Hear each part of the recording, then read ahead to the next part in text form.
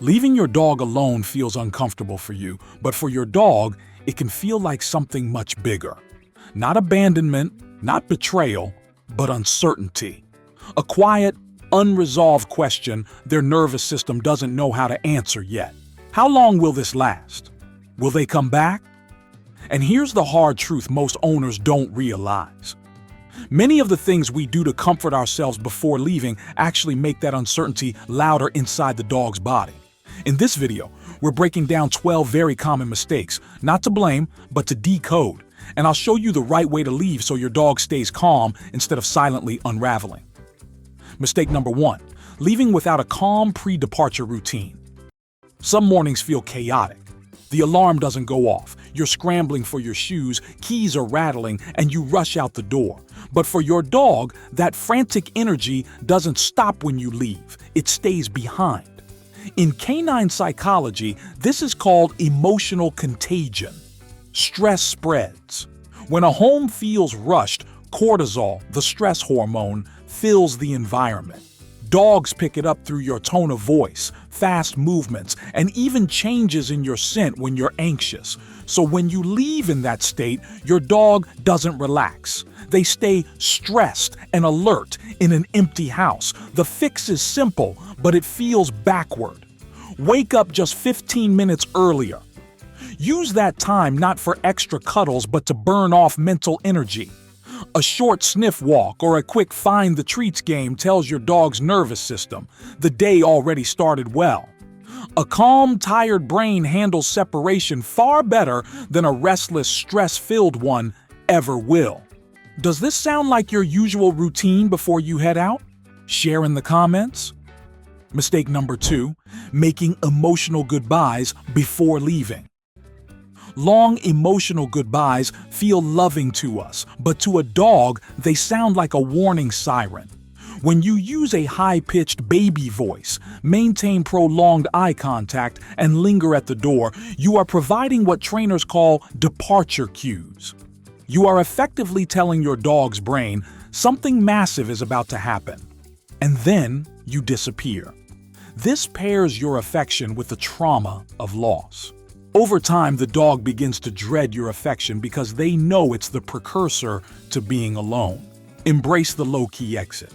No emotional spikes, no rituals. Put your shoes on, grab your keys, and walk out. When leaving becomes boring and predictable, it loses its power to trigger an anxiety spike. Mistake number 3, the too tidy house. A spotless minimalist home may look peaceful to us, but to a dog, it can feel like a sensory desert. A clean floor with no toys or scents provides zero mental engagement. Boredom and anxiety are two sides of the same coin. If the brain isn't occupied by a task, it will occupy itself with worry. Before you leave, scatter safe chew items or hide scent puzzles around the house. Rotate their toys so they don't become background noise. A dog whose brain is busy solving a "where is the treat" puzzle doesn't have the mental bandwidth to track your absence. Mistake number 4, not giving your dog a designated safe space. Dogs are naturally den animals. They find security in enclosed, predictable spaces. If a dog is left to roam a large, empty house, their anxiety can leak into every corner. They may feel the need to patrol the windows or doors, which keeps them in a state of high alert. That's why every dog needs a safe haven. This could be a crate, a high-walled bed in a quiet corner, or even a small room they can retreat to. When a dog has a trusted retreat, their nervous system has a physical anchor where it knows it can settle. Mistake number 5, leaving your dog alone in total darkness. Light plays a key role in regulating a dog's internal clock. When curtains stay closed all day to keep the house cool or private, the space can become unnaturally dark. This can confuse a dog's sense of time, making the day feel longer and more disorienting. A simple fix is to allow more natural light. If it's safe, keep the curtains open in at least one room where your dog can see the sky or the street. The natural shift of daylight helps ground them in time, and watching birds or squirrels outside also provides gentle, passive enrichment that can lower stress and help your dog feel more at ease. Mistake number 6, using random TV or radio noise. Leaving the TV on for company is a common tactic, but random channels can be dangerous. A loud commercial, a movie with gunshots, or even a talk show with aggressive shouting can terrify a dog who has no one there to tell them it's just a screen. Research shows that classical music, reggae, or soft dog TV playlists specifically designed with slower frequencies can actually lower canine heart rates. Consistency is the key. White noise or a fan can also help drown out startling outdoor sounds like car horns or construction. Mistake number 7. Free feeding all day. Leaving a full bowl of kibble out all day may seem generous, but it actually wastes a powerful opportunity. Many dogs will rush through the food in minutes, either out of excitement or stress, and then be left with hours of mental emptiness. That quick spike of eating is often followed by boredom, restlessness, or low energy. A better approach is effort-based feeding. Turn meals into an activity by using snuffle mats, frozen Kongs, or puzzle feeders. When a dog has to work for their food, dopamine is released slowly over time. Dopamine naturally counterbalances cortisol, the stress hormone. In simple terms, a dog who earns their food is calmer, more focused, and emotionally regulated. Mistake number 8. Leaving suddenly without gradual training. Going from constant companionship, like during a weekend or holiday, to suddenly being gone for 8 hours can shock a dog's system. Dogs don't get used to it by being thrown into long absences. Instead, they may shut down into learned helplessness or escalate into real panic. The better approach is gradual desensitization. Start small. Leave the room for 2 minutes, then 5, then 20. Always come back before your dog reaches their panic threshold. Over time, this builds a memory bank of safe departures where your dog learns one important rule: you leave, and you always come back. Mistake number 9. Punishing your dog after you return home. Coming home to a shredded cushion or a mess on the floor triggers immediate frustration. However, a dog's brain does not connect past actions with present anger. If you point at a mess made 3 hours ago and yell, your dog doesn't think, "Oh, I shouldn't have chewed that." They think, "My human is unpredictable and dangerous right now." This creates ambivalent attachment. The dog becomes anxious about your return because they don't know if happy human or scary human is walking through the door. Scolding after the fact adds fear without teaching a single shred of understanding.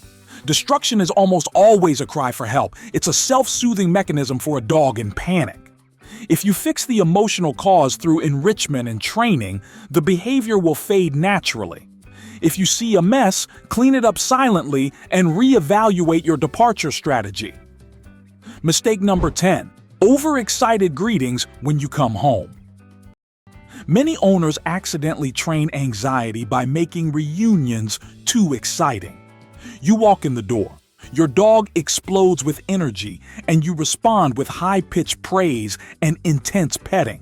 From your dog's point of view, the biggest emotional reward of the entire day happens in that single moment. Over time, this creates a dog that spends hours waiting and mentally rehearsing your return.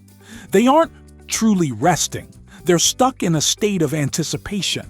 That emotional high at the reunion makes the hours in between feel even harder to handle.